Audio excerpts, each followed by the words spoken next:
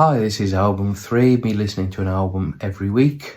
I chose the album for this week after watching a video on YouTube. A guy that I follow on YouTube called Andy Edwards. He and I are from the same town. He's a music lecturer actually at the college, and he's also a phenomenal drummer as well. He's played with Robert Plant and a few others as well. He's got nearly 30,000 subscribers on YouTube. He's a very, very knowledgeable guy. Although I don't always agree with his musical opinions, his videos are always very interesting and very insightful. He spoke about this particular album. He really wasn't a fan, and he's really into jazz and prog rock, and I don't think he particularly likes folk music. He's not really a fan of Bob Dylan, who's one of my favourite artists, and he evidently doesn't like the artist who made this album either. This week's album is Astral by Van Morrison. In his video about this album, Andy asks if Astral Weeks is the worst album ever made. Obviously, it's a little bit of an inflammatory statement, and I think he's very conscious of the fact that he's sort of deliberately designed some of these videos to get people to kind of engage with his content, which is what it's all about, really, isn't it? I suppose. Astral Weeks was released in November 1968 on Warner Brothers. I've always liked Van Morrison. I wouldn't say I was a massive fan. I've listened to sort of a few best of albums. I like what he did with them, and obviously a few sort of odd tracks here and there that I really like by him.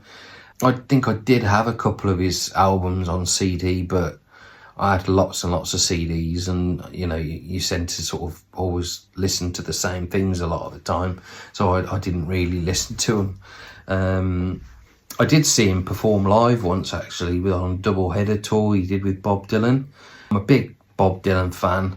Dylan was fantastic, and at one point Van Morrison came out and did a couple of songs with Dylan, and we were really excited to sort of see Van Morrison come out and do his own set afterwards, because the tracks he did with Dylan were brilliant. But unfortunately, when he came out on his own, it was just a bit turgid and lifeless, to be honest. It's a really disappointing kind of gig in the end. I mean, Dylan was fantastic, but yeah, Van Morrison, not great, unfortunately. I think it was about 2004, something like that. But yeah. As I mentioned, Andy really didn't like this album. He thought it was pretentious.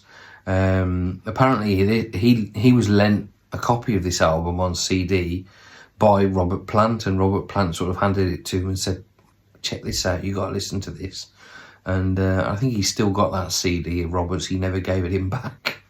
Apparently, there are a couple of sort of quite well-known jazz players on this album, and Andy didn't feel that they were used to the best of their abilities, and he didn't like the way that they kind of combined with Van Morrison's own musicians or his own band. I have to say, I completely disagree with Andy's point of view. I think this album is an absolute masterpiece. For me, it's an overnight bag, hastily packed to destinations unknown. It's beautiful, and listening to it really made me smile. I felt like I discovered something special, something that I could keep going back to again and again for the rest of my life. I just thought it was magical. Favourite tracks, there's 8 tracks on the album. I didn't think there was a bad track on the album. The title track is immense. Sweet Thing as well is a great track, and I really like Ballerina.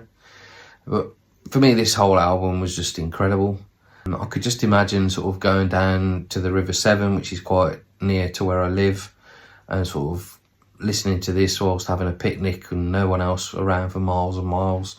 Just really sort of put me in that kind of frame of mind. Just a joy to listen to.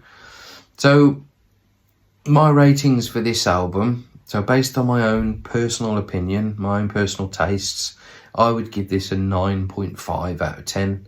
And then for musicality and production, I think this is a 9. And then lyrically, I think this is a 9 out of 10 for me. And that gives an average of 9.2 out of 10 for Astral Weeks. As always, please share your thoughts in the comments. And again, please feel free to agree or disagree with my assessment of this album.